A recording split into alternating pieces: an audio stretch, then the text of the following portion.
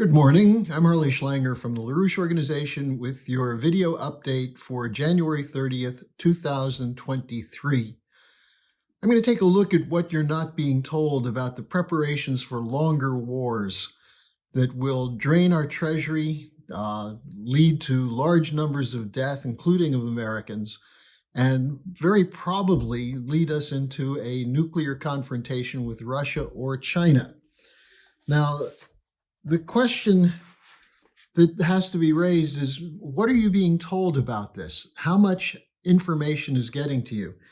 The line from the NATO governments is presented by the extended forces of the military-industrial complex is that Russia is an evil empire, that Putin is a brutal dictator leading autocratic regimes in a war against the democracies, and that if Putin is not stopped in Ukraine, he'll overrun the Baltic states, Eastern Europe, Poland, move west toward Germany, France, Italy. Who knows where he'll stop? And that's why we have to spend hundreds of billions of dollars in the alliance. We have to send tanks, then probably fighter jets and maybe soldiers to combat this evil. And not only are we worried about Russia, but there's the whole question then of China. Now, any deviation from this line, for example, if you say we should negotiate or that Russia had legitimate security interests, you're attacked as a conspiracy theorist who's a Putin puppet, who's putting out these lines to undermine the Western unity that's necessary to stop the evil dictatorship. And what that basically says to you is you have to accept the idea that we're going to be in permanent war, and that it's a war that's being fought to protect you from an unspeakable evil. Negotiations is not possible because we're dealing with a brutal, lying dictatorship. There's no chance for diplomatic solution. Now, then when the truth comes out, for example, Merkel and Hollande's admission that they never intended to fulfill the Minsk Accord, which was designed to stop the killing of Ukrainian civilians in the Donbas by the Ukrainian military, that they only negotiated that to buy time to build the military of Ukraine for a war against Russia. Well, we're told that that was a good lie because it was aimed at stopping Russian aggression. And of course, you're supposed to forget about all the other lies coming from NATO. For example, lies about NATO expansion, where they said they would not move eastward, but they did. Lies about the U.S. role in the 2014 coup that overthrew the Yanukovych government. Lies about the domino theory. People my age probably remember we were told if we don't stop the communists in Vietnam, pretty soon it will be all of Asia, and then it will move to the west coast of the United States. That led to more than 58,000 American deaths and hundreds of thousands, if not millions, of deaths of Vietnamese. For what purpose? This is the same military-industrial complex that John Kennedy was fighting and that probably was responsible for his assassination. Don't forget the lies about the fight for democracy in Afghanistan and the weapons of mass destruction in Iraq. So let me give you a peek into what's being said by the NATO planners to prolong the war in Ukraine and prepare for another war with China. And some of this occasionally appears in the media, but usually not, and certainly not with an explanation of what is intended. Let's start with NATO's preparation for escalation. Besides the tanks that are supposed to be delivered at some point in the future, which may or may not have an effect on the war, people such as Colonel Douglas Macgregor said it'll have no effect in stopping Russia. But they're talking now about the possibility of F-16 fighter jets and long-range missiles delivered to Kiev. The chair of the NATO Military Committee, Admiral Rob Bauer, told Portugal's television station RTP-TV that the alliance is preparing for a direct confrontation with Russia. They reported, quote, Rob Bauer insists that NATO is prepared for a direct confrontation with Russia and admits that rearmament is the alliance's top priority. He said that the U.S. Military is unprepared for this. Bauer stressed that NATO should undergo a major effort to be prepared for this confrontation because Russia has the military initiative. And the quote they have from him is, "The fact that your enemy has better weapons is not the problem of the enemy. That is your problem," unquote. Now, this is completely in line with a number of statements from top British defense officials going back to the period when they were under the direction of the corrupt serial liar Boris Johnson. Johnson himself said, "The war will not be over soon," and he keeps going to Kiev to make sure that it's not going to be over. I suspect that one of the reasons he goes to Kiev so often is that he's looking for a place to run to when his corruption brings him into legal difficulties in Britain and he can get away with corruption in Kiev. But he sabotaged negotiations in the past. Now, then you have, just as one example, British General Patrick Sanders, who's the head of the British Army, last June said that British troops must be prepared to fight Russia alongside their NATO allies. And this requires a mobilization and a modernization of the army.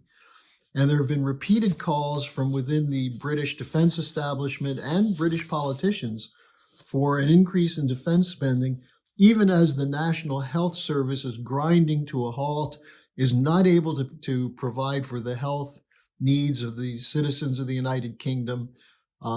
Nurses are on strike, teachers are on strike, barristers are on strike, rail workers are on strike, but money must be made available for war. Now, a second example of this is a statement from January 27th, actually a memo issued by Air Force General Mike Minahan. He's with the U.S. Air Force, and he's in charge of the Transportation and the Air Mobility Command for the Air Force. And in the memo, he said he wants the commanders to report to him by the end of February, that's this coming month, on their efforts to prepare for a war with China. And here's what he said in the memo: "I hope I am wrong.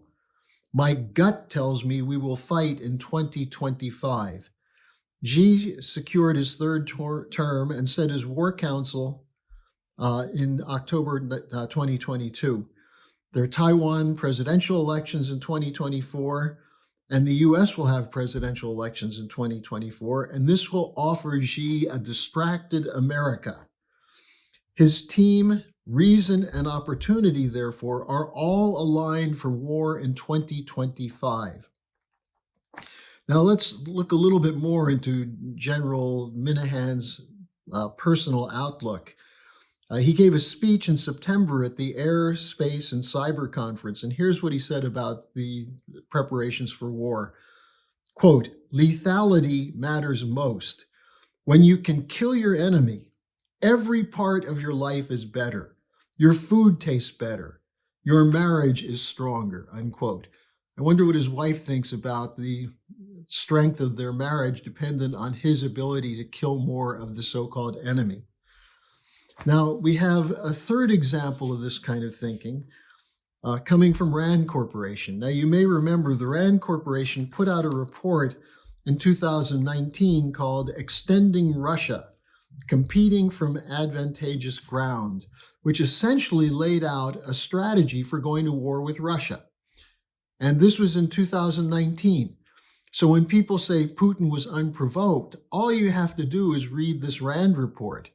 And what is RAND? It's one of the think tanks that shapes American military policy. And they were saying, prepare for war with Russia. Now, their new report, which just came out, is titled Avoiding a Long War, U.S. Policy and the Trajectory of the Russia-Ukraine Conflict. And it says to continue the war in Ukraine doesn't really benefit the United States. Quote, U.S. interests would be best served by avoiding a protracted conflict.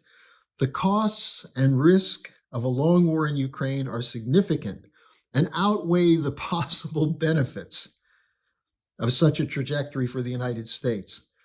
And among the risks include the threat of nuclear war. So that's there in the RAND Corporation report. But then it goes on to say that beyond the potential for Russian gains and economic consequences for Ukraine, Europe, and the world, a long war would also have consequences for U.S. foreign policy. And here's the key to this. The U.S. ability to focus on its other global priorities, particularly competition with China, will remain constrained as long as the war is absorbing senior policymakers' time and U.S. military resources. And so it essentially says that not only should we try to avoid nuclear war with Russia, but we have to be better prepared for war with China. Now, this is what's being said and discussed by policymakers, congressmen, and others. You don't see this on your evening news or in your daily newspaper because they want you to believe that we're engaged in the fight of good against evil, and the evil is the Russian Empire. So can you trust those running the Western world who have lied repeatedly, who have had us in almost state of permanent warfare since the end of World War II? Can you believe them when they say it's up to us to make sure for your future that Russia is stopped in Ukraine? They have no intent to end the wars. And two events prove that. The recent summit conference they had at Ramstein Air Base, where they voted and decided to provide German Leopard 2 tanks to Ukraine, and the Davos conference, where the two most often spoken words were not tanks and Ukraine, but de-dollarization and de-globalization. Their intention to have a war economy, which includes austerity at home, and re-globalization, which is related to the idea of the Great Reset as a policy for the West. So that's what the war is about, to defend the continued existence of a bankrupt unipolar order and to convince you that it's in your best interest to shut your mouth and accept the austerity and the war and give your full support to this ruling elite, which is proven to be incompetent and quite stupid. Now, the alternative will be presented February 4th. At the Schiller Institute conference. This is a continuation of a string of conferences we've had. There'll be a registration for it at the bottom of the description section of this update. I urge you, don't just sign up for you to attend. It's an online conference. Mobilize to bring more people into the world of truth and the fight to not only end this war, but to establish a new security and development architecture for the world. Thanks for joining me, and I'll see you again tomorrow.